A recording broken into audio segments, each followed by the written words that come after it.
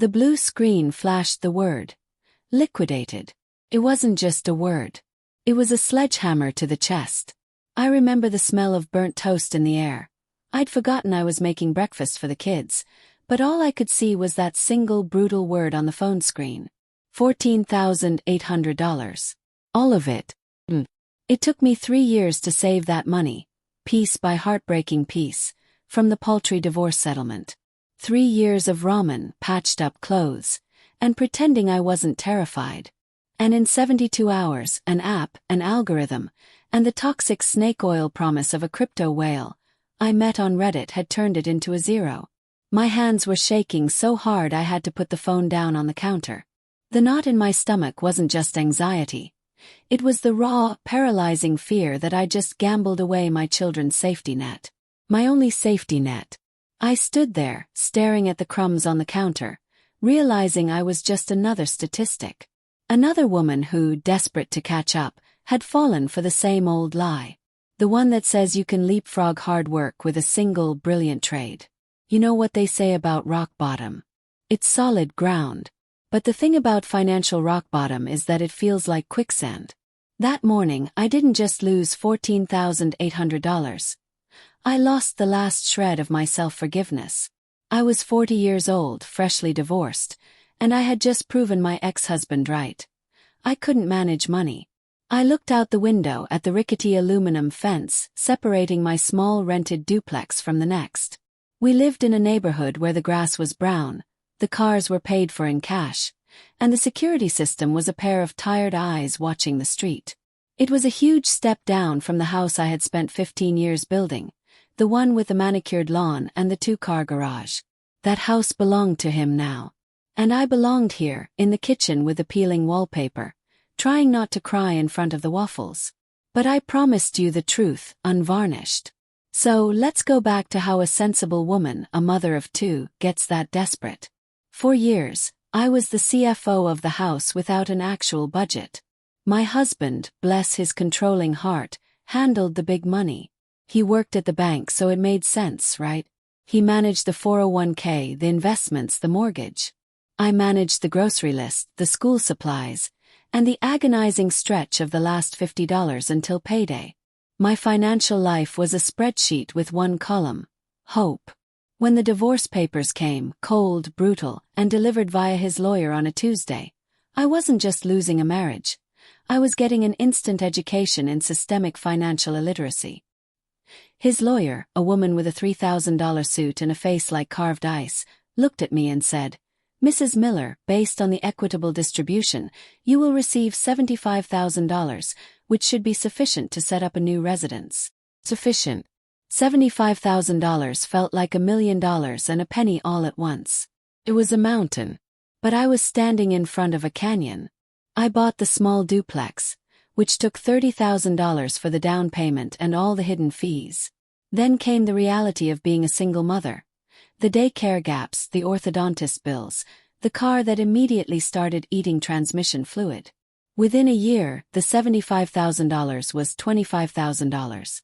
And every time I looked at that number, I felt a familiar, creeping terror, the one that starts in your spine and makes you look over your shoulder at your landlord's face. I was 40, and the gap between what I earned as a legal assistant and what my family needed felt less like a gap and more like an abyss. I tried to save. I pinched pennies until Lincoln screamed. But 1 month the air conditioner died. The next, the youngest needed stitches. One unexpected bill and it all falls apart. That's what the wise people say. But I didn't have a stability fund. I didn't even know what a stability fund was. I was just praying nothing else would break. I knew I needed growth. My $25,000, sitting in a basic savings account, was shrinking faster than a wool sweater in a hot wash, thanks to inflation. I needed to do what the rich did. I needed my money to work for me. That's when I started seeing them, the gurus. The online financial messiahs. They lived in mansions, wore white linen, and promised to teach you the one secret the bank doesn't want you to know. They preached that same message from the video. The rich own things, the poor are owned. They weren't wrong about the principle, but they were selling a poisoned shortcut. I started with affiliate marketing. Spent $500 on a course. It was all a lot of technical jargon and launching funnels. I made $1.87 in commission on a cheap ebook. Then it was dropshipping. I bought $300 worth of inventory for a product that was a cheap piece of plastic. Everything I tried was built on hype and hustle that drained my time and my remaining savings. Then one sleepless night, scrolling through YouTube, I found him. Let's call him the architect. He wasn't like the other gurus. He didn't promise passive income. He promised aggressive growth through what he called alternative investments. Crypto-specific low-cap coins, the moonshots. He didn't wear linen. He wore a hoodie, and he spoke about the system wanting to keep people like me down. You want to catch up, sister? His voice boomed from my phone. You want to undo years of financial servitude. You can't do it with S&P 500 index funds. That's for people with 20 years to wait. You need a 100x return in 6 months. My heart pounded. That's what I need. Leap. A single dramatic win that would stop the terror. I convinced myself. This is the 25% growth money. I was investing in an asset. I was doing what the 1% did. I was owning something. But I wasn't putting it into safe, boring index funds. I wasn't investing in a high-income skill. I was gambling on a rumor. I started small. I put in $500. Jumped 10%. I felt a rush of power. I was smart. I was beating the system. I was finally winning. I started talking to other people in the architects community. They were mostly other people like me. Women who felt trapped, single fathers, guys who'd lost their shirts in the stock market and were looking for redemption. We were a flock of anxious pigeons. And the architect was our breadcrumb dispenser. The feeling of FOMO, fear of missing out, was a physical thing. It was a heat behind my eyes. I saw a woman post she'd turned $1,000 into $10,000 in a month. I saw someone else cash out just enough to pay off their car. They were winning and I was on the sidelines waiting. I pulled $5,000 out of my savings. I told myself it was fine. I still had the other $10,000. That's 5 months of expenses right there. I told myself I was only risking a small part. That $5,000 went in, and in 3 weeks it was $12,000. I remember my internal monologue. See, you idiot. You can do this. You're smarter than the other sheep. You're going to get that old life back. You're going to buy a house. You're going to stop being afraid. The greed was so thick I could taste it. It was a kind of high I'd never felt before. Then came the big play. The architect announced a private placement into a new coin, guaranteed to 100x. The minimum investment was $10,000. I looked at the remaining $10,000 in my savings. That was my 5-month stability fund. It was the money for the leaky roof, the dental emergency, the moment my car gave up the ghost. It was my shield. The architect's words echoed. If you don't own something, you are what's owned. I transferred the last $10,000. For 2 days I was a millionaire in training. My total investment showed $14,800. My balance on the app showed $32,000. I didn't cash out. The fear of missing the peak was stronger than the sense of being safe. I was waiting for $50,000. And then, in the middle of a Tuesday, the architect's Telegram channel went silent. I tried to log into the crypto exchange. The website was down. I refreshed, panicking. When it finally loaded, my coin's value had dropped by 98%. The $32,000 was now $640. The $14,800 was liquidated. It was a rug pull. Scam. And I had walked right into it, driven by the siren song of catching up. The shame was a suffocating blanket. I had been given a second chance, a small amount of stability, and I had traded it for a fantasy. I had zero in my stability fund. I had less than $500 in my checking account. The next month's rent was due in 12 days. That crash was my rebirth. When you have nothing left to lose, you stop being afraid of the truth. I cried for a whole day, but the next morning, I woke up with a cold, clear focus I hadn't felt in years. I realized I was fighting the wrong battle. I wasn't poor because I wasn't lucky enough. I was poor because I didn't have a system. I started researching in earnest. No gurus, no hype, just the cold, boring mathematical truth. I found the principles that were in that video, but I translated them into my language. The survivor's budget. It wasn't about getting rich quick. It was about never being poor again. This is the 4-part plan that saved me, and it's based on that 25/15/50/10 structure. 1. The 50% rule. Essential discipline. Feeding you, not your ego. The first thing I did was ruthlessly cut my essentials down to 50% of my income. This was brutal but necessary. I had to stop the lifestyle creep that was killing me. Housing and transport. The two whales. My ex always told me you need a new, safe car for the kids. I had a $450 monthly car payment on a 5-year-old SUV. I sold it. I bought a 12-year-old Toyota Corolla for $4,000 cash, from the small remnants of my checking account that had already seen the worst of its depreciation. It wasn't flashy, but it was reliable, and it saved me $450 plus $150 in insurance every month. That was $600 suddenly freed up. The subscription call. I went through my bank statements with a red pen. Netflix, Hulu, Audible, a gym membership I hadn't used since January. All gone.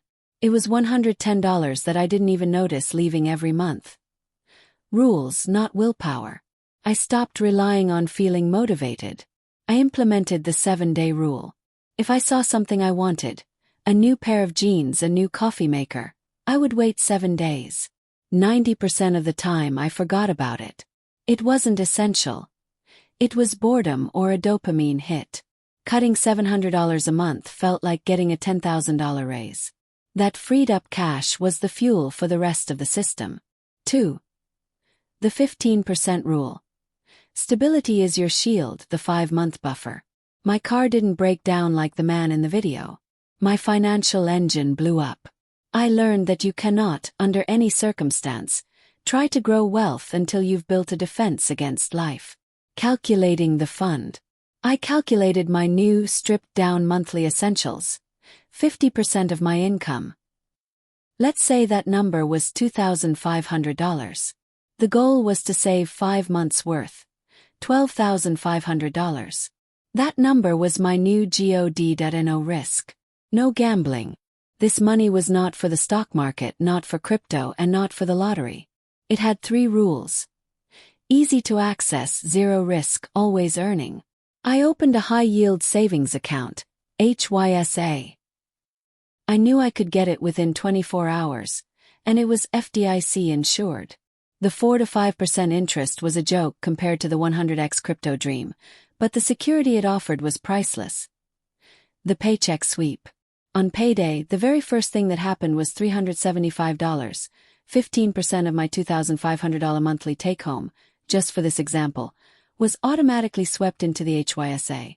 I didn't even see it. It made saving a system, not a choice. Every dollar that went into that account felt like a brick in a wall I was building between my family and the street. It was the most satisfying money I've ever saved.